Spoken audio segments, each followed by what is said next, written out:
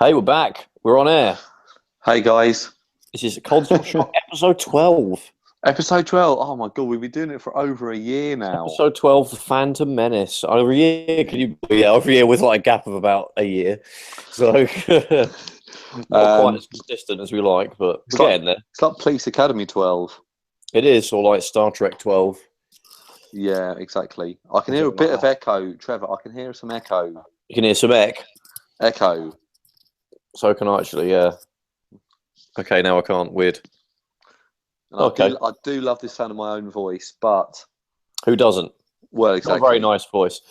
But yeah, anyway, this is literally 2 weeks off the last one. That's pretty good going, right? I know, literally to the day. So that's really good. I can still hear echo. You can still hear echo. Hold on. You got some weird stuff going on your phone that's giving you echo. No, let me turn it down a little bit because you are quite loud. I've got a very loud booming voice. There you go. See if that's better. Is that any good? Well, still hear echo. Well, you get to hear my voice twice. So, right, so today's podcast, we're going to do the usual, what we've been playing, a little bit of news. And to celebrate 15 years of the Xbox, we're going to talk about the PlayStation 2. Yeah, isn't it? I forgot about that, even though they're sort of looking the crap out of it. I know. I'm so excited about 15 years of the Xbox 360. So to celebrate the Xbox. Xbox brand. I think what we should do is talk about the PlayStation 2. We're going to celebrate great franchises like Gears of War, Forza, and Halo by talking about Ratchet and Clank, Uncharted. Well, it wasn't on PlayStation, but 2. But yeah, and Gran Turismo. So yeah. Oh, I love Gran Turismo. Who doesn't? Well, maybe the current people that play it. It's got a bit rubbish, isn't it? In last few years. Well, yeah, I'm kind of looking for. They take too damn long, don't they, to make them? That's the thing.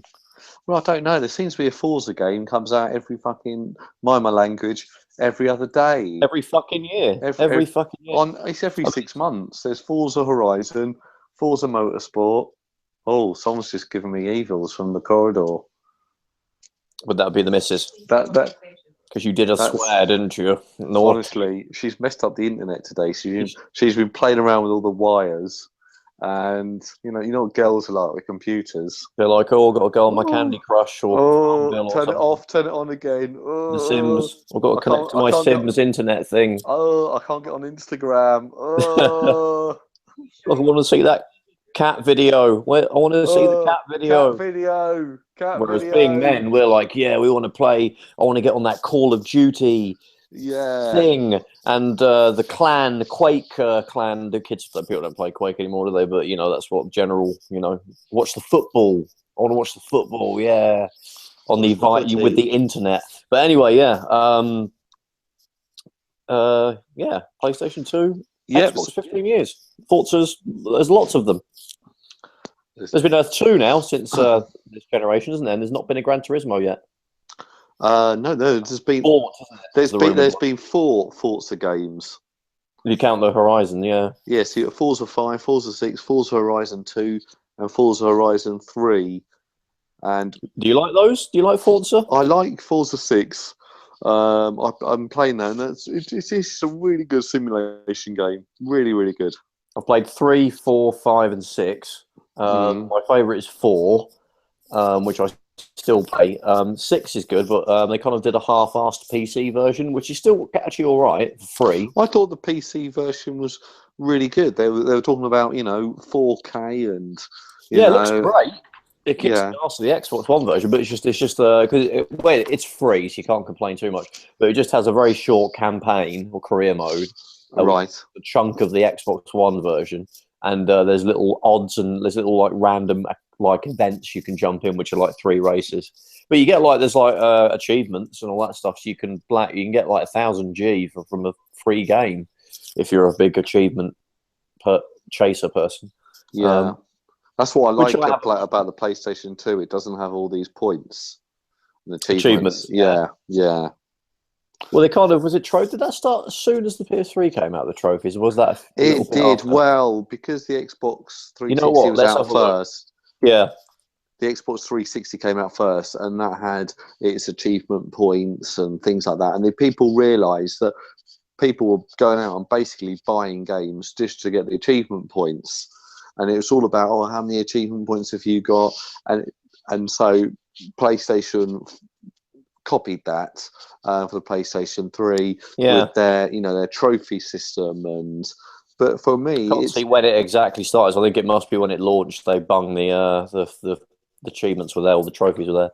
Are you bothered about them then? Well, yeah, with trophies now and achievements, it's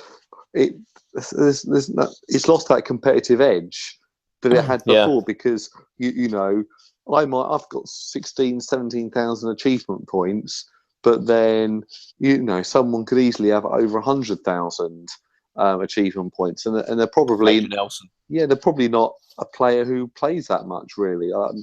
So it's great. I've got some more achievement points, but the bloke down the street has got 3 times as many. There's always a bigger fish. Yeah, well, it used to be everyone was at the same level, and we're all, oh god, I've just hit 10,000. Oh, that was a really big deal. Yeah. Oh, I've just hit 20,000. Oh, yeah, I'm trying to get 25 before Christmas. Be the first one in all my, amongst my friends to do it. And now, someone's on 100,000, someone's on 20. It doesn't really matter. This achievement pops up. I don't know how they can almost restart the achievement system to sort of give it some excitement back. Maybe I don't know. Wouldn't it if you did that? I mean, I used to be very sort of anti, or what's a stupid achievement thing, that they're pointless. But in the last few years, I've kind of got a little bit addicted to it because going back to old games. Yeah, and seeing sort of achievements like sports games are great for that because they're fairly easy to get. Like I told you about, we talked about it before on this, but FIFA 06, you can get 1,000 G in a couple of hours. Yeah, Fight Night really round 3. The best one is My First Pony 2 or My First Horse. That goes for about 60-70 quid. It's like in fact, I can show you. I think it's My First Horse, but you can get 1,000 G, mega easy, for like a couple of hours of work. Because of that, My Horse and Me, that's it. So there you go. There's the Wii. It was the Wii version. I don't know if you can see. You probably can't see. I'm actually showing my desktop so people can see it. But yeah, My Horse and Me 2. So it came out in 2008 for the Xbox, and it's got mega easy achievements to the point where it's become sought after, just so people can get a quick and easy. What's that other game? If you can look it up, Avatar, and the Burning Blade or something. Is it one that people can get 1,000 G? Avatar, 1,000 Gamer Score. Avatar: The Burning Earth. Yes, that's the. Yeah, I can see there's threads of like possibly these just 1,000 G you can get. You can literally start the game, you do the first move, you hit the B button, and you get ding, ding, ding, ding, ding, 50 hit combo. You get 200 points. I think 10 hits, another 200 points for 20 hits, and honestly, you've literally got the 1,000 points. Apparently, it could be done in under 5 minutes. 1,000 G. Yeah. In saying that though, going back to say a little bit of an anecdote, when I had my old shop back in Orpington years and years ago, people come in with their hard drives. We would have a copy of the game behind the counter, and we would charge people £2, and we'll pop their hard drive on top of the Xbox 360. And we would actually get the 1,000 points for them for £2. Oh, really? Yeah. What you play? So you didn't play a game.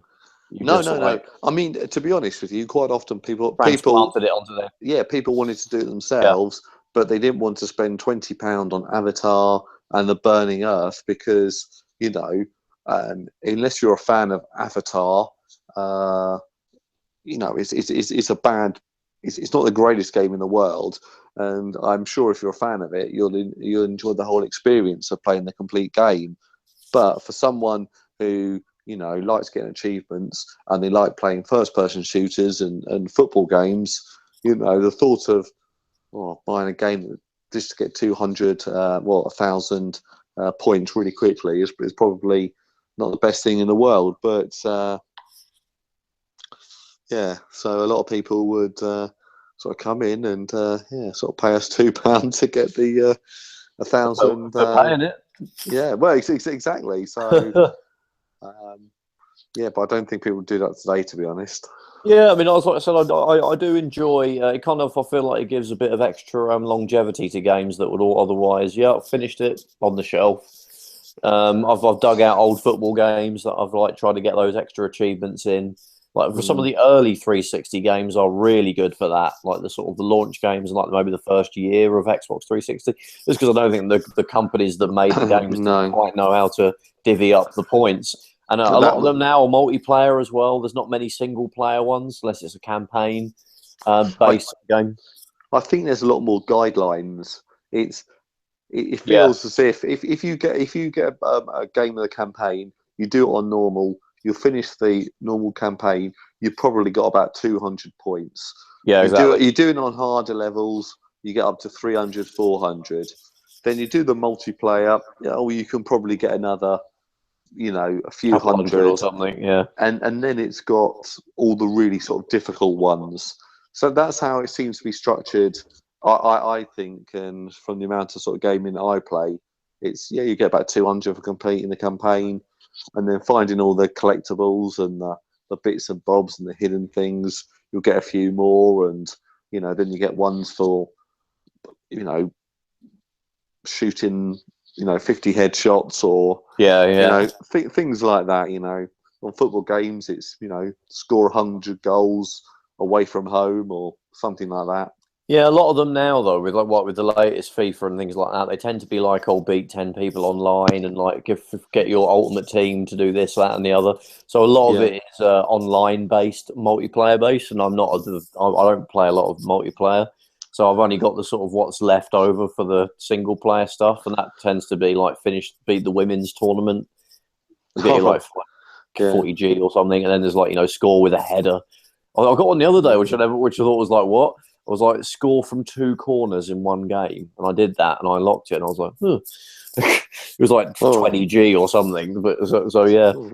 Fair enough. I didn't see quite the achievement of that, but there you go. There's one to focus on now, Stu. Score from 2 corners.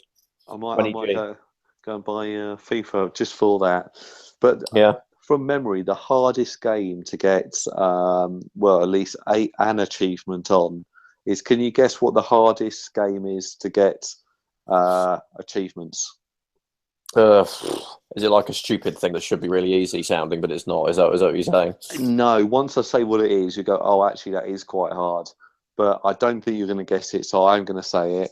It's Final Fantasy 11, the online one. I was going to say Final Fantasy. So so that's it. It's an online one.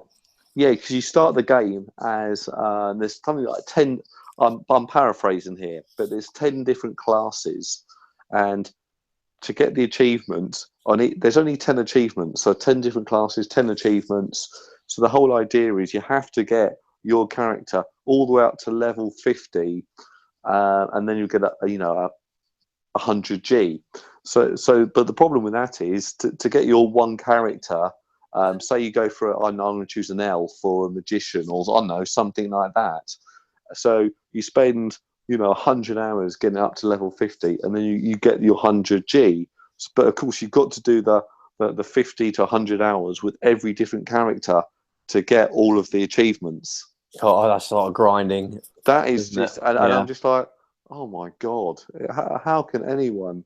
Unless you're a massive Final Fantasy fan and that's the only game that you play. Exactly. You'd probably get that by accident, really, wouldn't you? Yeah, but for me, it's like when I'm done with that game, I'm done. I've got to move on to the next one. Well, anybody got time for that? Ain't nobody got time for that. Yeah. So they're good fun, but they're a bit like Marmite, aren't they? Achievements and progress. People don't give a crap and they just want to get through the campaign and they're not bothered about it. Other people, it's like a badge of honor. Look how much I play games and I've got more points than you and all that sort of rubbish. Because I watched that. Do you watch that Gerard the Completionist? I think I've seen a couple of his videos. Yeah, I don't subscribe to him or anything. Yeah, well, what he does, he basically gets games and he doesn't just complete them. He'll complete them on every level, get every achievement, get every collectible, and to me that just, I don't know, it turns. You have to be unemployed. Yeah, you have to be unemployed or a professional gamer. Yeah. But the problem with that is he's basically just turning his love of computer games into a job. Now, I don't want to do levels again and again and again just to find every, I don't know. It kind of kills the only game that I've done multiple times recently is Alien Isolation. I've completed that 3 times because I really friggin' enjoyed it. I did it on different platforms. I finished it on the PC once, and I did it on the PS3, and then I got it on 360, and I did it on that as well. Whoa. I did it on 360 on easy. Trevor. Why on earth did you buy it? First, great buying on the PC. Nothing wrong with that. You've got a really powerful computer. You've talked about that in the past. You've got great graphics. Yes, you have. I think I have, right? Yes, you have. Okay, so you've got this great powerful computer. So 60 frames a second. You've got all the bells and whistles. So you went back and played it on the PlayStation 3. Yes. Okay, not only did you do it on the PlayStation 3, you then thought, I'll go and do it on the Xbox 360. Mm-hmm. Okay, why didn't you just complete it 3 times on the PC? So I want to show how I'm a conqueror of all consoles and computers. I think the only way to demonstrate that would be to complete it on all platforms, really. Oh my God. Well, you haven't completed it on the Xbox One or the PS4 yet. Oh, that'd be ridiculous. But it's ridiculous, It's ridiculous to go back and play the 360 version once you played the PC version. Well, I wanted to get all the trophies and unlock all the achievements, right? Oh, we talked about it. I suppose. Yeah, it was good fun though. But that's the last time I've finished a game multiple times. Not many games grab me. I think Tomb Raider I did twice, the 2013 one. Right. I don't even. A lot of people say, "Oh yeah, I've done it on medium. Now I'm going to do it on like hard," because sometimes medium is like pretty kind of hard already. So I don't want to die every like 15. Like Alien Isolation is really hard on normal. Yeah. You'll die a lot. There's an achievement if you die 100 times, you actually unlock an achievement. Oh really? Yeah. There's one in Grand Theft Auto that I got accidentally once. If you get killed by a shark, you get a 20G. Oh really? Well, that's interesting. Go swimming and get killed by a shark on purpose, and you unlock an achievement. What was the game? So yeah, there's kind of anti-achievements. So I like those. They're quite fun. I don't think I've completed many games twice. The only one maybe I have done is Gears of War, only just because I was playing it multiplayer. Can we have a podcast where you don't mention Gears of War, Stu? Gears of War 2, yeah, sorry. Are you dressed as Marcus Phoenix again today? Well, to be honest with you, I do get mistaken for Marcus Phoenix. You carry around that big gun, though, don't you, around Croydon? So yeah, people. Yeah. Oh God, look, it's bloody is out again. Sign my Lancer, Marcus. People always say. Lancer could be many things, though, couldn't it? Yeah, well, exactly. So people show you their Lancer. They do. Yeah, I mean, you know what? That actually brings us nicely as we're talking about completing games. What of them old video games have you been playing? Right now, a lot of years recently. Ago, do you know I told you about my love for Gears of War? Well, I completed Gears of War 4 now. Really happy. Oh, really? Completed it. So I've gone back, and I never actually getting the remastered version now with the first one. I had. Do you know what? I've got that. Yeah, I've got that, but I've not touched it yet. I'm playing Gears of War Judgment. Oh, that weird one. Yeah, and bless you. And I'm actually really enjoying it. I'm really enjoying it, and it just says how good the 360 is, because that is such a graphically great game, and it plays really well. Don't really know what's going on with the story. I still stand by I don't like the way, you go into one area of a little, almost like a little arena, and then you get scored on it. That seems a little bit weird. Is that you've been playing it on the Xbox? Is it back compatible? I don't think it is yet. No, it is backwards compatible, but I am playing it on the Xbox 360. Right. Just because I think when you put games, all the backwards compatible games, you put the disc in, and it has to download them, and I've got no space on the hard drive. Yeah. So I'm playing it on the original Xbox 360, and then I'm also playing. I watched I think someone was talking about games that are on a previous generation of computers that look almost as good as the next generation of computer games. I think the Batman collection has been a recent example of that, hasn't it? Exactly. Now, for me, the game I picked up is it was originally came out on the PlayStation 2 and the Xbox original, and it's black.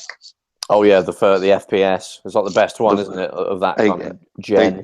Exactly. Now I'm playing that, and to be honest, I've only really done the first couple of levels, but I've been absolutely, God, it feels really good. It's, the graphics are absolutely smashing, and well, I think if we don't count Halo, that is the best one, isn't it? Black. Yeah, I think Halo's maybe sort of another good example as well. I mean, I think the other big ones were in that sort of gen was Medal of Honor, and then you had the early Call of Duties, like maybe just the first one I think came out on PS2. I don't know if it was close to the PC version. I never played that on the PS2, but they were like Call of Duty was a long time away from like where it is now. It was kind of an open market then, wasn't it, for one to kind of jump in and be the best? Yeah, exactly. Like some of the early, I think it was Call of Duty 2. I wouldn't, to be honest, Time Splitters was a good game, but I wouldn't say it looked the generation above. No, it looked like N64, didn't it, with the expansion pack? Well, it was made by the GoldenEye dudes. So it was a good fun game, but I'm trying to think of other examples of games that look as good as the next system up, maybe. Grand Theft Auto 5. Well, funnily, because that was it came out right before, literally the month before, 2 months before the Xbox One, didn't it? And the 360. And I know I've said this before, but playing that game, I almost cancelled my pre-order for my PS4 because I was just thinking to myself, well, this game, you can't get better looking than this. It's just... Well, it's funny because absolutely phenomenal. I recently finished Batman Arkham Knight, and then I thought, you know what, I'm going to go back and play. They gave me the PC versions for free because of the buggered PC version of Arkham Knight. Even though it went okay for me. So I thought, you know what, I'm going to go back. I'm going to play the first one and get through that. So I started playing it, and my girlfriend was watching me play it, and she's like, "Oh, you playing? I thought you finished Arkham Knight." And I was like, "Yeah." I was like, "Is that not Arkham Knight?" I was like, "No, this is Arkham Asylum. It's the first one." It's like, "Oh, it looks the same. It looks as good." I was like, "Really?" Also, I had all the settings up. It was in 1080p. I had all the texture resolution was at the highest, but it's still the 2008 version of the game. It's not. I haven't patched it or modded it or anything, and it's not. I'm not sure. Do they release that Arkham collection for the PC as well? But it looks. That's another example that looks pretty much not that much worse than the remaster in Arkham Knight. And also, like, racing games don't tend to age. No. Forza 4, for example, it looks pretty good still. Not that from 6 and 5.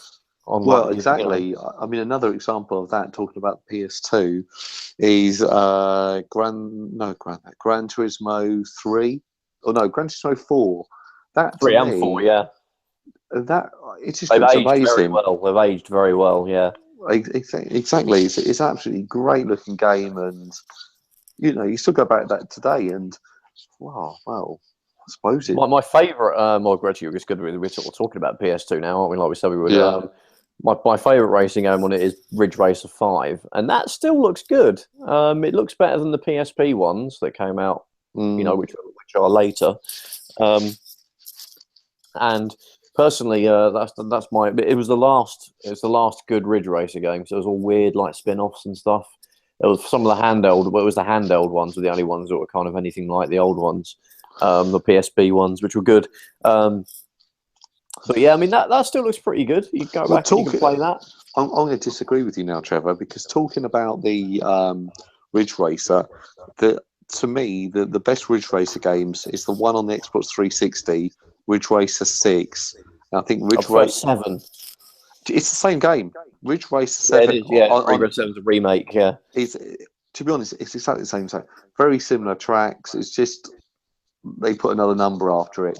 It is essentially the same game, and then they 1080p though on the PS3, where it's 720 on the Xbox.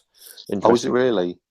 Yeah, well, if you remember when the PS3 came out, that was the big thing, wasn't it? They were trying to sell it as we're the 1080p, we can make 1080p visuals and stuff and all that. When really it couldn't. Well, it can, but obviously they've got to completely dial down the graphics details to run at sort of 60 FPS 1080p. But it's one of the few PS3 games that does do 1080p 60.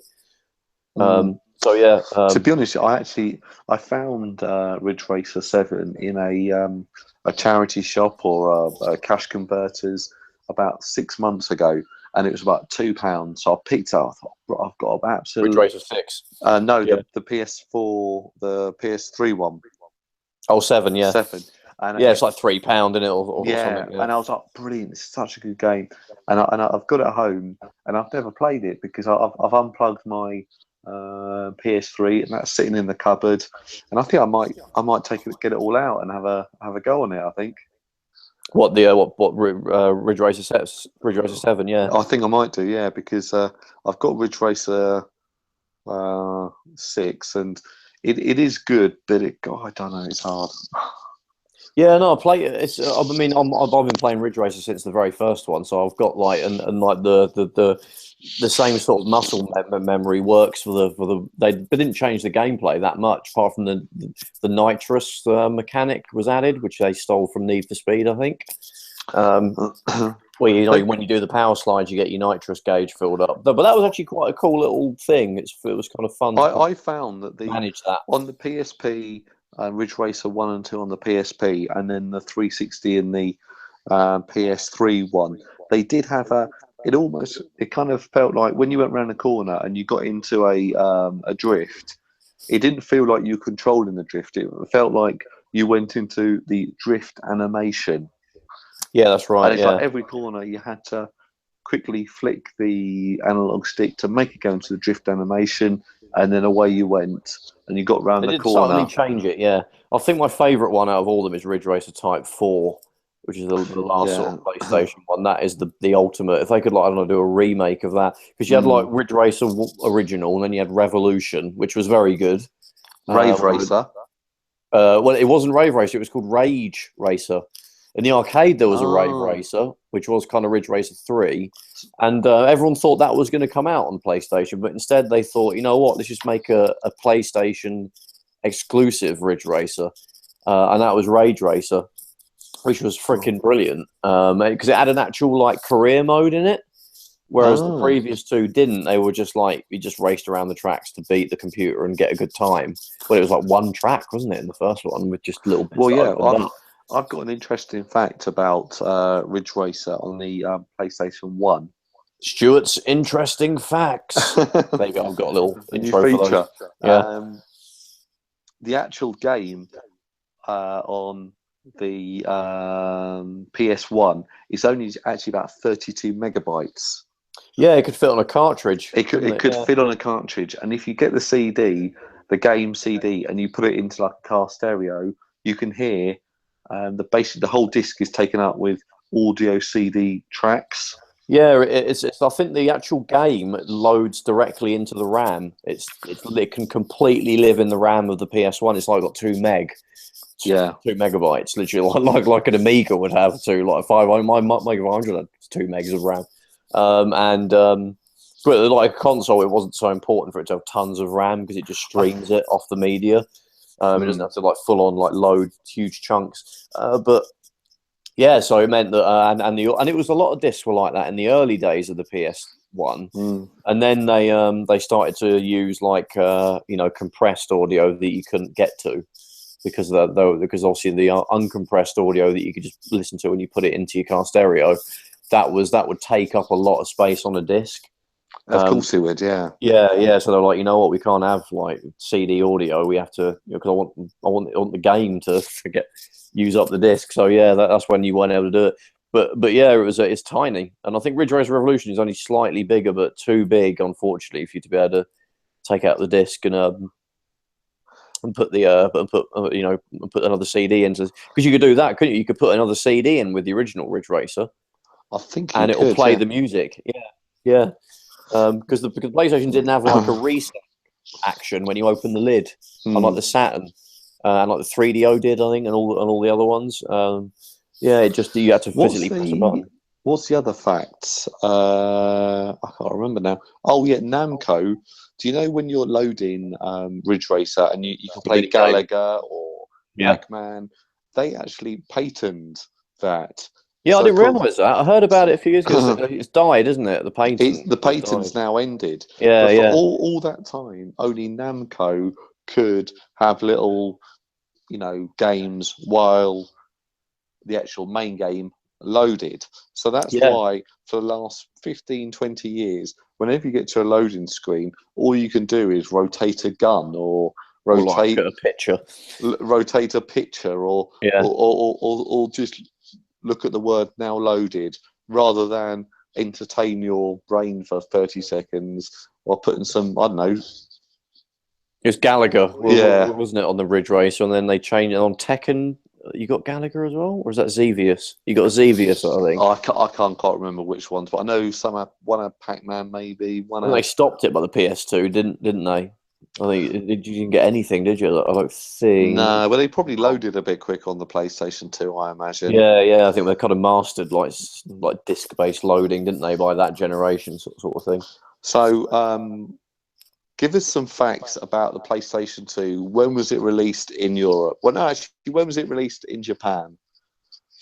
So I can show you the Wikipedia page, and we can actually see it. It was like, do your research beforehand. You know what? Can't be asked. So March the 4th to Steve Benway does the same thing. So shut up. So it came out in Japan. This is because these are the days when Japan would get a console before everywhere else. And that kind of a thing of the past now. I miss those days. You always had one mate at school who would import whose dad bought it for £800 from he went up to London and got it from a computer fair for £900, and he came back down with Tekken. The thing would be useless in a few months when all the PAL games came out, and you'd be like, "Oh, what are you going to do now?" Exactly. But for that first 6 months, that person was God. His house was he was just the coolest guy in school. Because the early games didn't tend to be much of a language barrier, because it'd be a racing game, it'd be Tekken. Yeah, exactly. So the menus you kind of knew from the previous game anyway. So it's not like a Humongo RPG would come out and that'd be the only game. Exactly. I remember there was a shop in. I used to live in Essex, and I grew up in Essex. There was a shop in Colchester called Interactive Consoles, and that was the only real place that would do imports. And my first memory, I think it only opened about 1997 or 1998, but the first import thing they ever got was a Dreamcast. And they had a little cabinet set up with it. It might have been the actual Japanese stand-up, promotional cabinets. And it had a Virtua Fighter 3 TB, and I was like, "Oh my god, that looks amazing!" Obviously, I got computer and video games monthly and all that, so I saw the stills. But to see a game running on a console, and it was, I thought the Dreamcast was tiny as well. It was smaller than a PS1. It was a bit fatter, I think, or a bit taller, I guess, but it was thinner, or not as wide. It was a different shape. It was smaller, but a different shape. And this would have been about, it might have been about Christmas '98. So I think it came out in September '98. Or, I've got to look this up because people are going to be shouting at me with the wrong day, the wrong date. It came out was November 27th. Over here, yes, in Japan, it was 27th of November 1998. So it would have been, it was about Christmas time. And they got a PS3 in as well. And the thing they were demoing on, this obviously, must have been just after March 2000. They were playing a DVD on it. The first time I saw it, I think it was like Galaxy Quest or something as well. But I hadn't seen a DVD. Also, I knew about them, but so we're talking about the PlayStation 2 now, yeah. The same import shop that had this Dreamcast a year earlier, and I was like, wow. They had a PS2 as well, like in June, July 2000. So a few months before we got it, but they were demoing. They had a kiosk thing again with it in there, and obviously I got to see it. I thought it was ugly as hell. It's still, the first one is ugly as hell. I'm sorry, but it is. The Slim looks sexy. No. It looks like a brick. or a VCR. The PlayStation 2 is a good-looking console. I completely I disagree with you. Bullshit. The PS1 is beautiful. That's no. The PS1, my favourite design of a console. No. What the PS1 looks awful. It's got a flip top lid. It looks Sexy. rubbish. No. The PlayStation 2. Don't start going about how the Atari ST is the sexiest system you've ever seen. Oh, sure. Will, given the chance. Or the Amiga 600 is the 1200 we were always looking for. Or, what some of those things you come out with. But yeah, I remember. So I thought it was ugly. But yeah, they were demoing it with just a DVD, like it was a movie. But I never saw a DVD before. Like the players were still mega expensive. I think the only time, in fact, I might have seen one because I had a mate who had a PC with a DVD drive, and that was the only way he could watch DVDs. So he had to kind of fire up his PC with a small ass 14-inch monitor. To watch a movie, he had to turn off his telly that was in his bedroom and use that because they were cheap. I think the DVD drives were cheaper that you'd pop into a PC in those days. But I remember for my PC at the same time, or actually a few years earlier, I had to buy a card to go into my PC. Yeah, it couldn't render an MPEG. No. All I had to go through a special card which rendered the DVD. So I had a DVD drive with the card and another graphics card in my PC. Yeah, it wasn't powerful enough to decode the video. Yeah, it's crazy. It's ridiculous. Yeah, but yeah, so I saw the DVD on there, and that was actually cool because I'd never seen one before. Where certainly not in a console, and it was amazing, like sharp and crisp, like a DVD looks. And I think I don't know if it was the same day that I was there, but like a week later I might have gone back in and actually had a game there, Tekken Tag Tournament, which again I thought looked. I mean, I had a Dreamcast already by that point, so Soul Calibur was my sort of frame of reference, and it looked better than Soul Calibur, in my opinion. You know what? It actually looked like, because I think when I was playing Soul Calibur, I was like, wouldn't it be great if Tekken would be upgraded to look like this? And that's basically what Tekken Tag Tournament was. So yeah, that was the first game. The DVD and Tekken Tag Tournament were the first PS2 games that I saw. What was the first ones I played? I think when I was at university, a friend doesn't work on a PS3 as well. Just to warn people, Tekken Tag Tournament. It doesn't. No, obviously the slim ones now don't support PS2 games at all. But the ones that do, doesn't Tekken Tag Tournament doesn't work. I can't remember. I think the first game I actually saw in action on the PlayStation 2 was when I was at university. Was Operation Winback. All right, yeah. And we had that, and I think that's the only one I remember. But I remember being not that impressed.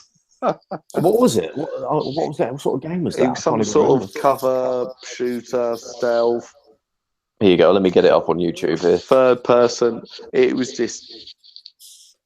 It wasn't that good, really. Operation Winback, Covert Operations on the PS2.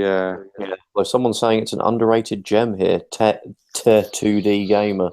Oh, it looks like a siphon filtery kind of thing. But you look at those graphics now. Honestly, they haven't aged well, have they? Really? No.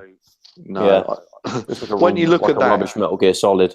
Exactly. Look at that and compared to Black, which I was talking about earlier. It's night and day. San Andreas, come on. Yeah.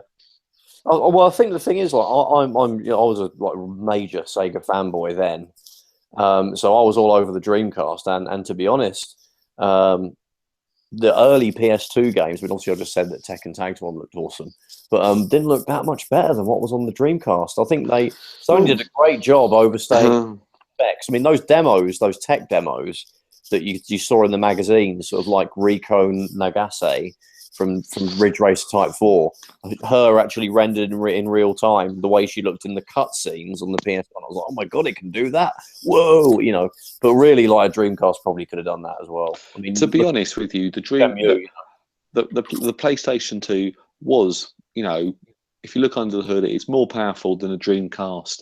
But it is, yeah. Probably about 30% more powerful. You could have. But saying that though, you could have had a lot of the same games on there. I think It might have done. I think it could have just about done GTA 3, a Dreamcast. It could have done GTA 3. It couldn't have done Vice City. Probably San Andreas. I don't think it would have done. I doubt it could have done San Andreas. But things like Devil May Cry. There's loads like the third-person shooters, like that Transformers game that came out that was really good, and Ridge Racer 5. It would have been able to do, and it had Sega GT, which looked pretty good. Not up there with Gran Turismo, but if you Metropolis Street Racer looked amazing. You know, that was very good game. All the beat 'em ups. Could have done Tekken 4, 3, Tekken 3, Tag Tournament. Sorry, probably Metal Gear Solid 2. I think it could just about do. You got Headhunter on the Dreamcast, which is kind of in that vein. And the PS2 got put. Most of the big Dreamcast games got ported over anyway.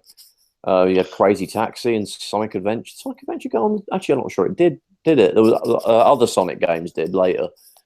I think Sonic Adventure 1 and 2 they came out on the GameCube. Yeah, not on the PlayStation exclusive, 2. Wasn't it? To that, yeah. That's right. Yeah. And later on the PC, I think. Yeah. So going back to the PlayStation 2, what was your favourite game on the PlayStation 2? Your best memories? So I think like for that first year. So I thought the Dreamcast was actually a better value for money because obviously it was a lot cheaper and it had tons of really good games already. Whereas the PS2, Ridge Racer 5, really good, and Tekken Tag Tournament. They were the only real games that I cared about when it came out, and they weren't. There were games that I kind of could replicate on the Dreamcast and be happy. It wasn't until I think the Christmas of the following year. That you had a FIFA, you had a good one as well, FIFA 2001. You had Metal Gear Solid 2 and GTA 3. I think that is when it was like, when I first played GTA 3, I was like, this is insane. Like the amount of freedom that you had kind of blew me away. And a mate of mine got a PS2 and we were playing it, and he had Metal Gear Solid 2 as well. And that was the first bit on the ship, I think was as far as we got. But the graphics and the cinematics and the cutscenes like blew me away. It was that point that I was like, it's kind of arrived now.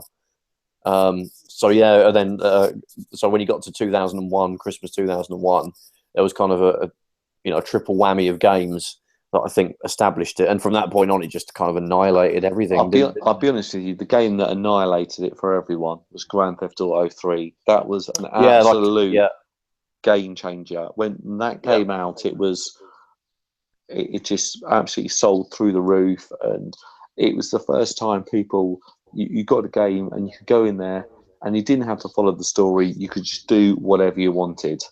I think we'd always thought when we played Amiga games like Hunter and stuff, wouldn't it be cool if it was an entire city you could run around in? It was almost like a dream that we all had, a fantasy of like, wouldn't it be great if games could be like that? And I think Driver on the PS1 had the early kind of concept of that, where was it Driver 2? You could actually get out your car and kind of walk around. It was very crude though. But then like GTA 3, just to like having a baseball bat and just going to hit people over the head randomly, and it doesn't really do anything. It's not game over or anything. And the formula's not really changed. It's still mission based, and it hasn't got boring. Weirdly enough. GTA 4 did near the end, actually. The missions were like getting very samey. But 5 was great. And the 3 PS2 ones, San Andreas especially, was amazing. Like it was almost like it was like another Grand Theft Auto 3, wasn't it? Yeah, I mean San Andreas was. I'm actually replaying that at the moment on the Xbox 360 version. Yeah, they've released it like an actual physical copy of it, haven't they? It's weird. It's basically mobile one, isn't it? Yeah, they've re-released the mobile version. I love Trevor. I love the way you always finish my sentences. Because we always end up talking about the same thing. That's right. Yeah. Yeah, right. No, it's weird. And I saw it in the shop and I was like, wow, they've released that. But it's like 20 quid or something. And I'm like... Do you know what? It's not a cheap game at all. It's not a cheap game at all. I mean, I guess you probably got it in your shop, right, for the PS2. That got to be like 3 or 4 quid or something, I can imagine. Yeah, a couple of There's so many of them. Loads of copies. It's just... but it's a great game, though. So, what have we established that your favourite game on the PS2 is? It'd probably be Grand Theft Auto. It'd be either the 3 or San Andreas. Maybe San Andreas just edges it. So as when I played it around my mates, we didn't really do any of the missions. It was just like silly messing around stuff. Like there was this giant mountain that had a Winnebago, a bike, and a parachute on top of it.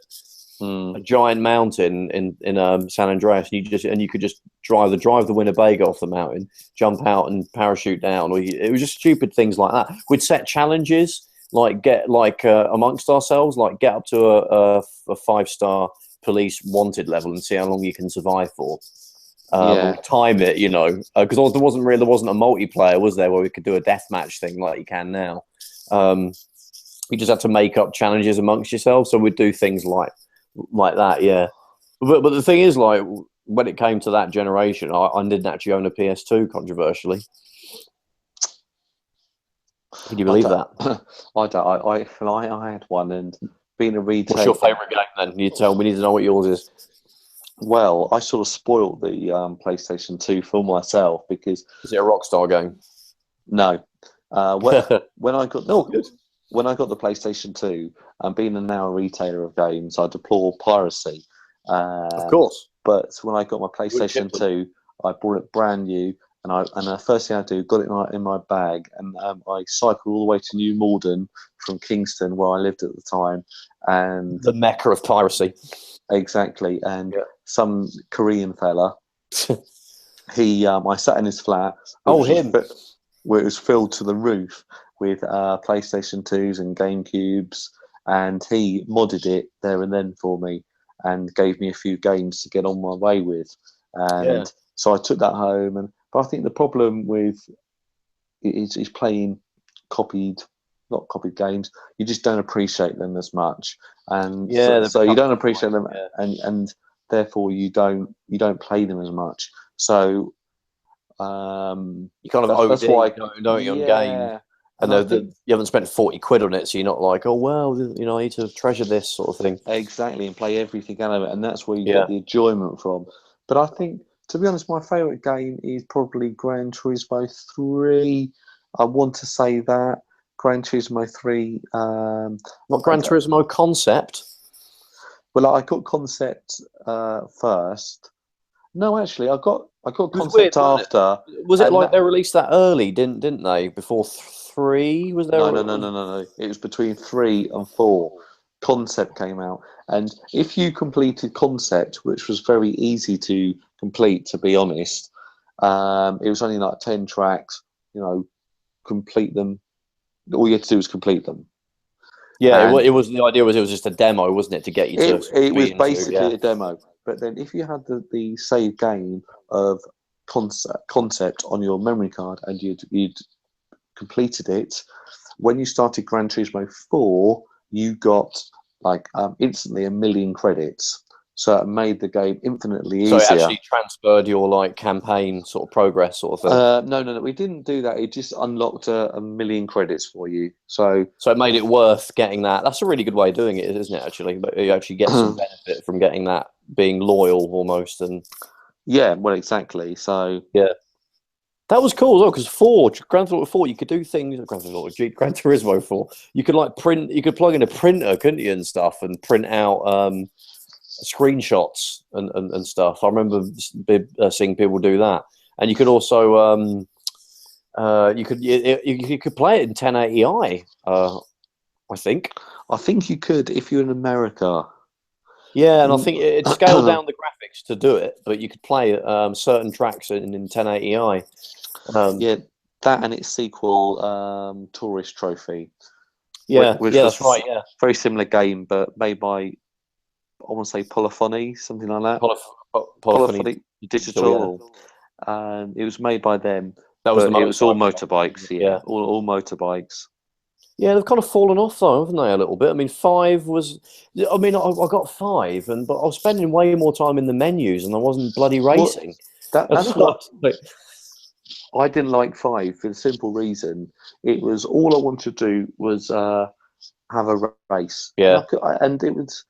I'd have to go through menus, loading screens, clunky menus to get to a race, and it just didn't seem to be a good, enjoyable No, experience. they almost overcompensated, didn't they, with the realism? Like, we've got to make it all, all this admin we give you to do at the beginning, and it's like, I want a bloody race. I don't want.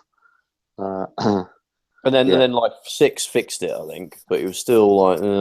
And for that time, I'd already started playing Forza because that was literally raced, bloody race, quite a lot. Exactly. To be honest, I had a PS4 by then, so I thought of getting my PS3 back out again. I wasn't too interested, really. What, in grabbing the old Granturismo? No. I prefer Forza. I mean, it's just like if you're not into the tuning the cars, which I'm not, because I like sort of simcade, like racing games. I'm not half and half. The admin bit. Yeah, so I like the racing. You're only a couple of like presses of the A button away from actually racing your car. And the progression is nice and smooth and all that stuff. So yeah, no, I prefer that these days. We've got Gran Turismo Sport, isn't it? Was the one that's coming out for the PS4, but I'll probably never play it. I might pick it up. I'm not too sure at the moment. Some guys played it at a E3 or something, and they were very. Yeah, they said, "Oh, it looks okay. It doesn't look great. It's got some problems." So if they iron out all the problems, and it gets some good reviews, I might hit it up again, but not sure. Yeah, not sure. Yeah, I'm not sure it will. But yeah, I mean, one cool thing. I have a PS2 Slim, silver one. People used to make these monitors for them. Do you remember those? Yes. With a Slim, because it's so small, you could almost basically make yourself a PS2 laptop and get yourself a wireless controller, because they do exist for the PS2, and you basically got yourself a laptop PlayStation 2, and that's one of the great things about it. And that'll obviously cover you for PS1 games as well, because it was obviously the one big thing that was unique to consoles then. Was the fact that you could play the previous gen on it, which is something you couldn't do before. Well, there was other systems that kind of supported that, but that was the first one that did it really well, I think. Because that was a big deal. You go back and play your PlayStation 1 games, and all your controllers worked, your memory cards worked. There wasn't a good football game for about a year and a half, so you had to play ISS Pro Evolution on it, which is a PS1 game. It wasn't until Pro Evolution Soccer came out. There was a launch title with it, which was ISS, which I actually quite liked. All the reviewers hated it, though. It was literally ISS 2000 on the N64. Trevor, you like any football game? No, I thought European Champions on the Amiga was rubbish. Oh, fair enough. I can tell you that right now. And World Cup Italia 90. Get out of there with that. World Cup USA 94 was good, though. If you're into your tournament-based football games and Mega Drives. Yeah. It's not Pro Evo, though, is it? No, and obviously that's where that series really came into its own. Some would argue it's never really got back to there. I would argue it has. Trevor, one second. Yeah. Can we just pause this? Hold on. Oh. They're in there. Hello, mate. That's my girlfriend. She just wanted to get the Jiffy bags. She just wants to get on the podcast to be famous like we are. Yeah, exactly. That's what it is. Basically that's where Pro Evo became the big franchise it is now, really. But where it got perfected. Talking about the PlayStation 2 and sort of peripherals, you talked about the screen, but another thing I liked about the PlayStation 2, towards the end of its life, it almost gained a whole new life with all the buzz, the SingStar, the Guitar Hero, iToy, as it really became sort of a centre or for home entertainment, really. Yeah, sort of using not different quirky ways of playing games as opposed to just and that was actually some really good games, and the buzz. I used to love that, playing that at party games, at parties and stuff. Someone would get buzz out, and you'll do a bit of a quiz, and it'd be great fun. Yeah, I mean, it's just basically like getting a board game out, isn't it? But with you using your telly, which was great. And the iToy was like so addictive. I mean, it kind of died a death after like a year or so. They all got bored of the window wiping game and all that stuff. But that was great fun. And it kind of evolved into there was a PS3 version of it. They had the iPad and all that stuff. And it's basically almost like Kinect. It's basically the iToy is a basic Kinect. It's almost the same thing, you know. I mean, it could detect like arms and legs, I think, so you could, so it could actually interact with stuff. It was like 240p, I think, wasn't it? The actual camera. Oh, I've got no idea, but it was like mega low, yeah. But amazing for the time. And you had SingStar as well, didn't you? Karaoke stuff. So they really used it to pushed those aspects of it more so than the other consoles. There was nothing like that for the GameCube. I mean, there was like Samba de Amigo. Well, the Dreamcast had like the fishing rod, didn't it, and all that stuff. And yeah, I mean, even the Xbox, the Dreamcast, they all had a couple of little peripherals and party games, but nowhere near. No, the PlayStation 2, it really got its niche because when the PlayStation 2 was out, everyone had one. Everyone had a PlayStation 2. It was the best machine to have. It was the. Do you know when someone says, "Oh, I'm getting out my Hoover"? You said, It was that. You would almost say, I'm off to play PlayStation, even if you're going to go and play your GameCube. You said, "Oh, I'm playing PlayStation." It kind of meant I'm playing video games. It's like in 1985, if you were in America, Nintendo, oh, I'm going to go and play Nintendo. What they're actually saying is, I'm going to go and play video games. Well, it sold 150 million units. Amazing. And I think, if I might be more than that. I could tell you right how many it sold. It sold. Where's it sold? Where it sold? Oh, here we go. It sold 155 million, which I think is a shade more than the Nintendo DS, which I believe is the second biggest selling console of all time. Yeah. But yeah, you'll never have a console sell that many ever again. What did I think the Dreamcast sold about 10 million. The GameCube sold about 20 million. And then the Xbox 25. About 25, 30. And absolutely annihilated them. It didn't just win; it annihilated them. It was night and day. And also, people always think about the Xbox as being, oh yeah, that had really good online. It had brilliant online. It had great online. But then the PlayStation 2 came along, and you could get your internet adapter to go on the back, or if you had the Slim, you had the Ethernet port. And quite a few games gave you a really good online experience. Stuff like SOCOM, I think Pro Evo. Yeah, the EA games you could only play online on the PS2 for the first couple of years. Yeah, because EA didn't want to use Xbox Live. It wasn't until later FIFAs that you got that. To be fair, like it might be just the fact I didn't live in a big city or anything, but I didn't really feel like the online aspect of any of these consoles take off at all. It was a different story in the States where like Xbox Live came out only a few months after the Xbox came out. I think here we didn't get it till about 2003, 2004. And that was a year later the 360 came out. It was only then that I really sort of noticed people playing online outside of the PC, that is, on a console. I mean, for me, it was... I think the take-up of broadband internet didn't really get going until 2002, 2003.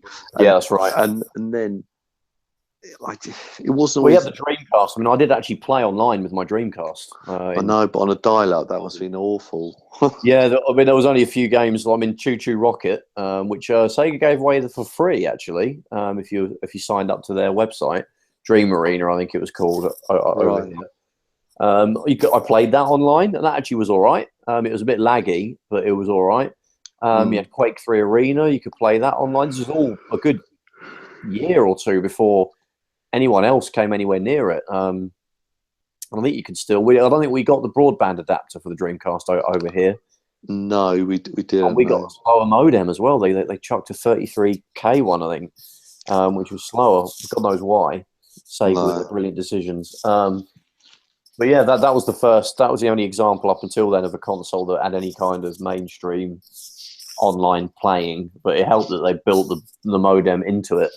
And there was rumours it wasn't going to get it built in the UK, but thankfully they did put it in. But yeah, I mean, I don't remember ever playing an online PS2 game. I was aware you could do it, but yeah. I don't think I ever did that, but I did. I remember seeing someone playing online, and I thought, wow. Could you do dial up on it? You couldn't, could you? No, not on. You had to get not on the PS2. You'll need to have it plugged into an Ethernet port, or it was a big old box thing, wasn't it, that plugged into the sort of expander port of the fat PS2.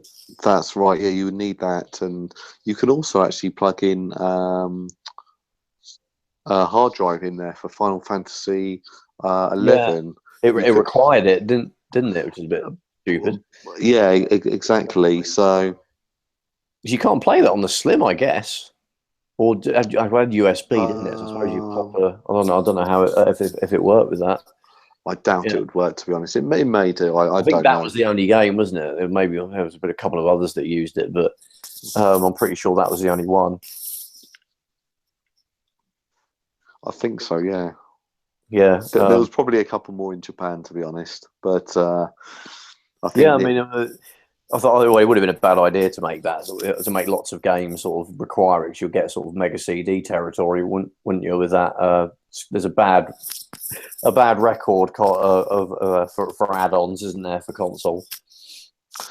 Yeah, I think that you can justify having, a hard drive. That's more an upgrade than an add-on. Yeah. Yeah, and there's not many games required it, and it's not so much of a big deal. But no, exactly. And I think people who like Final Fantasy, I think it'd be quite cheeky if you had to have a hard drive to play, I don't know, Devil May Cry or something, which is probably like a 15-hour game. But someone who's going to play Final Fantasy, which is an MMO, having a hard drive would be probably quite essential to. I can imagine it would even in a worse experience if you didn't have the hard drive. Well, I think they were trying to play catch up with Xbox, weren't they, a little bit? Because that had the hard drive built in, which was great. You didn't have to get any memory cards or anything. Yes. I think they're worried that's going to become a standard. We better get a hard drive out, so they did it, and it kind of was a half-baked attempt at doing it. But it wasn't. We still weren't in an era where games needed a hard drive. Really, did they? It was just for saves, really. Exactly. Yeah, I think some games loaded faster on the Xbox because of the hard drive. It could cache. Well, yeah, the Xbox it was a much more powerful machine to the PlayStation 2. But that's a credit to the PlayStation 2 and the games that Sony produced. That even though the Xbox was maybe, I'm going to put this out there, twice as powerful, and I think it probably was, yeah. It probably was, and it had the whole online experience of the hard drive. It had, quite a few things going for it. But I mean, people exaggerate the differences in the games. I mean, GTA San Andreas, it was like the draw distance was a little bit better. Yeah. But you wouldn't like to put them side to side. It wasn't a night and day thing. I remember I had a friend, Chris, who used to work with me, again in Orpington, and he said, whenever I buy multiplayer games, I always bought them on the Xbox original because it would look a little bit better. It would, it would load that a little bit quicker. Yeah, of course. But again, PlayStation 2 had some amazing exclusives. I think Ratchet and Clank, Gran Turismo. I'm trying to think of other ones now. Yeah, basically like the Naughty Dog games. What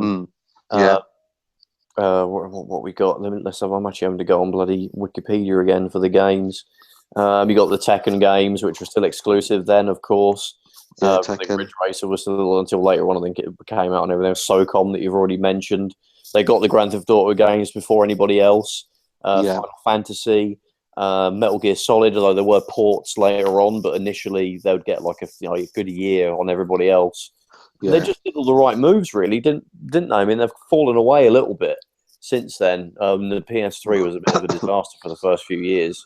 I think it's that suffered from the popularity of the PS2. They were so complacent, so we just killed everybody in the last generation. We can just do what we want in the next one. They were caught really cold by the 360, I think. Yeah, they did catch up eventually, but yeah, I've always said this to people. To me, the Xbox 360 it sounds funny, but it was the PS2 of its generation. It was, yeah. I mean, it's funny because when you think about the different elements of the of the PS2 v Xbox and then the PS3 v 360, the PS2 was really difficult to program. It had a custom designed processor. They didn't, unlike the PlayStation 1, which they purposely made easy to program, which meant it was easier to make games for it than the N64 and the Sega Saturn. They went the other way, but they had that leverage because they'd sold. What was it called? The Emotion Engine. The Emotion Engine, yeah, and the graphics synthesizer. They were mega hard to program, but because the PS1 was so popular, the developers just went for it. Whereas the Xbox was easier because it was Intel based. And also, the PS2 had the DVD drive and the media features, whereas the Xbox you had to pay extra for that to get that silly little dongle. Oh yeah, of course. Yeah, it was like 30 quid, wasn't it? But even so, it was still a pain to get it. I think I heard some reason it was. I think as a games console, it's classed as a toy or something like that. But when you if it had the DVD capabilities, it's classed as a consumable electronic media device thing. Media device. And I think it's some sort of different tax or something they paid. I heard they had to pay for each unit sold of the console with DVD capability built in. You had to pay the DVD licensing people a fee of so to avoid that, they charged separately. Yeah, they made a separate device so they could pass that charge on to us by making us buy a remote. Well, you got the remote with it, I guess, and they could argue, well, that's £20 not on its own. But when you got a PS2 that you just straight out the box, and a lot of people say it's the reason DVDs became popular because PS2 was a cheap DVD player, much like the PS3 was a Blu-ray player, and it was one of the best ones. It wasn't even a cheap or badly made one. It was one of the better ones that was out. Well, no, I mean, Sony to me still, Sony says is means quality. You get a Sony TV, you get a Sony this, a Sony that, and it's probably not quite the case anymore like it used to be in the 80s and 90s maybe, but a Sony made item, well, you're going to get quality there. And I always thought the PlayStation 2 was a well-made machine. I don't think they'll have a machine ever again as successful as that. I mean, the Ken Kutaragi kind of went a bit mental with the PS3. I don't know what. The stealth processor kind of screwed them a little bit with it being stupidly hard to program. And then you had multiplats where the Xbox 360 version would always run better than the PS3 until near the end. It kind of was even like GTA 5. It was identical, wasn't it? But before it was a case of. Quite often, the Xbox 360 one will come out first. It will play better, and they would make it for the 360 first, wouldn't they? Yeah, they basically port it to the PS3. Yeah, but I actually think that the PS4 is going to have the same success as the PS2. I can't see a console selling 150 million anymore. Well, just because the two competitors are so close. No. Now, too much. I think it will, and I'll tell you why. Because the PlayStation 4, now last week they brought out the PlayStation 4 Pro. It's going to be such a long lifespan for the PlayStation 4. Yeah. The PlayStation 5 is it's not even anywhere near being thought about because they're going to keep on upgrade. It would just be incremental, they're going to get incremental. They might bring 3 or 4 refreshes every 3 or 4 years, like phones. Yeah, exactly. So the PlayStation 4, for that reason, will be as popular as the PlayStation 2. Or sales-wise, it will be. And Xbox One is certainly giving it a run for its money, but the sales-wise, the PlayStation 4 is, leaps and bounds ahead. It's going to be interesting though, because obviously you've got the PS4 Pro, which doesn't actually do 4K apart from a few games. Yeah. And then you've got the Scorpio, which is quite a bit more powerful and probably will be able to do native 4K games. And if it's the same price, you're going to struggle to convince someone to buy a PS4 Pro, and it hasn't even got a Blu-ray player in it. Trevor, the problem is with the Scorpion is a year away. So many people, they come in to my shop and they get the machine their friends have got. They get the machine they've already got the games for. They get the machine, that everyone around them is playing. So you're going to get people who will buy the new machine, the Scorpion, thinking, I want the next gen graphics, I want this. But the problem is the install base of the PlayStation 4 will be absolutely huge. By that point, it's going to be 60 million, 65 million by the time the Scorpion comes out. Yeah, it depends though. Do you count the PS4 as a new install base? Obviously, it's not going to be 40 million. It would just be however million they managed to shift it in a year.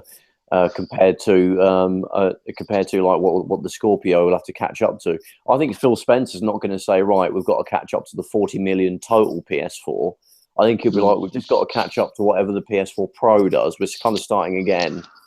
Well, you can look at it like that, but then it's still. I'm going to get one. I'm really excited about it. It's going to be native 4K. It's they're promising to put Scorpio. The Scorpio. They're promising to put loads and loads of power under the hood. That is what I want, and that's what I wanted the PlayStation 4 Pro to be. But it's it's going to take a lot of sales of the Scorpion to get back to the 360 level. Exactly. And it'll be an amazing console. It'll do really, really well. But the PlayStation 4 is won this race. It's I think it's difficult to say, isn't it? Because you would have said the same thing about the Wii, which actually annihilated everybody for about 3 years. Then it completely died. And the 360 and the PS3, mainly the 360, caught up and overtook it. It's difficult to say who really won that gen. I mean, you could probably say it would be the 360, but it had terrible Japanese sales. If it had really good Japanese sales, the 360 would have easily gone past 100. I actually think that the Wii sold the most of last generation. It did, yeah, by about 20 million. But the point is, for me and for a lot of people, the battle was between PlayStation 3 and Xbox 360, and it didn't matter that the Wii sold so many more. No, it didn't. It didn't matter. So quick. It was it's not because of that. It's because I can't try to explain. Died, didn't it, very quickly, and it was basically just the Nintendo games that are being released. No, it had amazing third-party support all the way. Because I wouldn't say that. Name a third-party game after 2010 that was brilliant. No. The point was they weren't brilliant. They're all rubbish. They're all motion sensing, rubbish, shuffleware. But the point was it had a hell of a lot of games that came out for it. FIFA 13 Legacy Edition was amazing, Stu, on the Wii. but at the same time, it was. Yeah, it was you're kind of comparing Wii was like a VCR, or it wasn't in the battle. No, it wasn't in the same level. It was basically an overclocked GameCube, really, that had the gimmick of the motion controls. But then everybody got bored of the bowling. Like Rich from UK USA sums up really well when he says that when people realised you could just sit on the sofa and wave your hand up and down, it lost its the magic died, and at that point, Well, there was a little bit about that, but the Wii was more a toy. Everyone had a Wii as well as the PlayStation, basically, or the Xbox 360. But gaming-wise, for gamers, it was all about the Xbox 360 and the PS3. The actual Wii was kind of everyone had one. It was very, but if you look at the numbers of games sold per console, the Wii might have sold 3, where the Xbox sold 7.5. The attach rate, that's right. And the PlayStation 3 probably sold not 3.1, 7.5 as well. About the same, I think. Something like that. So I mean, it was interesting because I think it was the first time there's been a 3-way split, you could probably say. Before then, there was probably the SNES and the Mega Drive was the other example, I think, where there was 2 very evenly matched consoles, and neither one. Well, people tend to say the Super Nintendo won. I'm not sure it did. I think If the Mega Drive sold better in Japan, the Mega Drive would have annihilated the Super Nintendo because I think it sold about slightly more in Europe and America by only a handful of million, but it got completely annihilated in Japan. It was third behind the PC Engine and the SNES. If it sold anything like it did in the other two territories, it would have completely smashed the SNES, and maybe, I don't know, Sega would have had even more money, and well, they would have still made the same stupid decisions. But and it's the same for the 360. It sold so badly in Japan. If it kind of was on anywhere near the level that the PS3 sold, the PS3 sold, then it probably would have sold a good 20-30 million units more than the PS3 overall. But because it didn't, they ended up being about the same, I think. It had a head start, but I think the PS3 caught up when Sony got their act together, and the programmers got used to the cell, and the multi-plats looked even. And I think this gen, we haven't really had the Wii U, or this, you could barely consider it part of it. It's basically dead now with the Switch. It's basically just a 2-horse race, and I think it'll be very even. I can't see one console completely smashing the other. And it's just going to be I don't think there'll be gens really, will there? There'll just be an arms race. Well, they're going along the route now of how do you put it? It's like mobile phones. If you buy an iPhone 5, an iPhone 6, an iPhone 7, they're all going to play all of the software. Exactly. But the iPhone 5 will be a bit slower and a lower resolution. The iPhone 7 will be a lot faster and a higher resolution.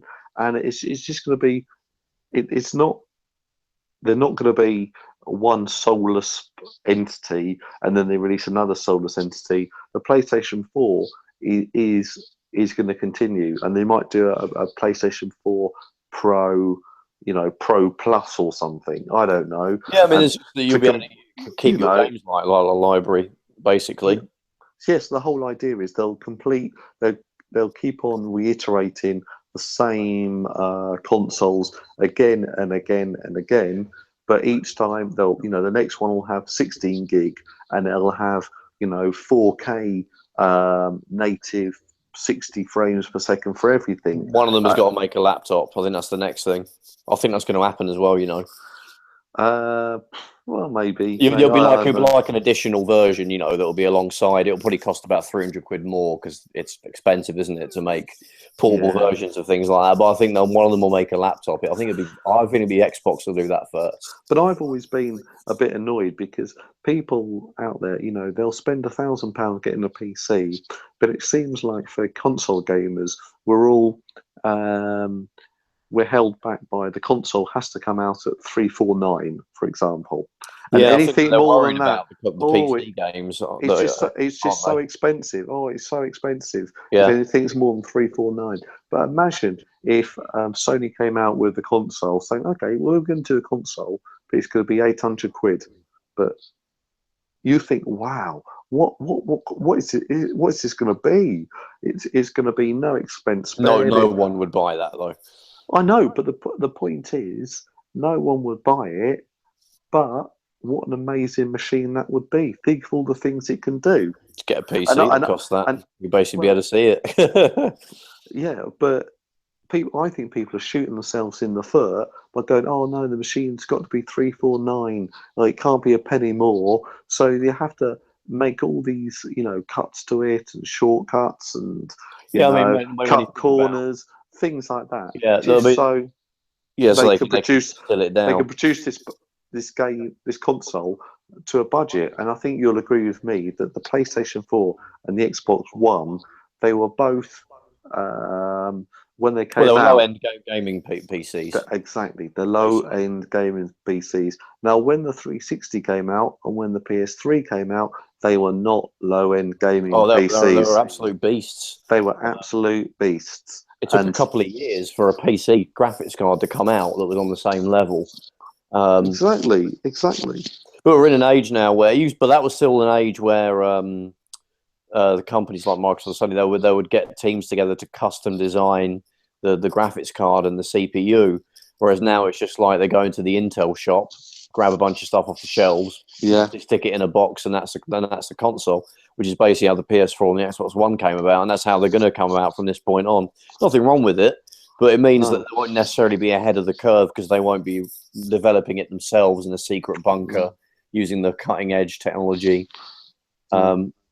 Which is a shame. It's less exciting, isn't it? When you saw the first demos and screenshots, you'd be like, wow. Like that Fight Night round 3 of the demo of the 360, and it zoomed in on the face of the boxer with like when he got punched, and it was like the lips were rippling and the sweat and blood and spit came off. I was just like, that is the how can you get better than that? That's like the graphics are done now. No, for me, it was, I don't know. I'm still harping on about. I think they should come out with an £800 PlayStation 4, and listeners might be going, "You'll be first to queue up for that, won't you, with your money?" Well, no. But imagine how good that would be. And would people buy a PlayStation 4? Let's say they came out with another one, and they called it the PlayStation 4 Pro Elite, which had almost twice as good specs as the PS4 Pro, and had a really big hard drive. It had multi HDMI ports out, 8K support. It could do 8K. It could do 8K streaming. It could do VR thing. Yeah, you don't need to get the external box for the VR. It just does it because it's powerful enough, built in. Exactly. Now imagine if that system came out that had all these extra bells and whistles on it, and it was £700-800. I think people would buy it. I think there's always a market for these things, but I think it'll be tiny. I think, like you say, I think 350 is basically more the maximum people are willing to pay now for a games console. I think the only people that are willing to spend £800 are like real hardcore, want the top specs, and they're the hardcorest gamers. But I think they're already buying PCs for that. So I don't know if people would get a PlayStation like people go out and buy £700 on a phone, and why would they not? Yeah, it could be those guys. I mean, like I said, I think eventually one of them will release a laptop version, but that would probably be about £600 because it's expensive to make those. But they would have to run alongside. They'd be like, "Hey, you like your Xbox One Scorpio? Awesome. Well, we've got now a portable version you can get instead if you want." And it'll be like that, and then you could you pay £600 and it plays all the Xbox One games. It's probably not something you get out on a train. I don't mean like that, like a DS. It'll be like a laptop. Idea being is you tote it around. You can maybe get it out on your lunch break at work at your desk and play a game. I think that would have an appeal. I think that sounds like the Switch. Yeah, but basically, I guess a Switch that's not like, because the Switch is specs wise, it's not going to be as powerful as the current generation. They're talking about £200, aren't they, for it? Which is good, I think. Well, no, it's brilliant. It's going to be a no-brainer. I'll grab one on day one. But some people might, like you know what? I've got my Gears of War campaign going. I've got my lunch break. I'm gonna play it on my Xbox One laptop.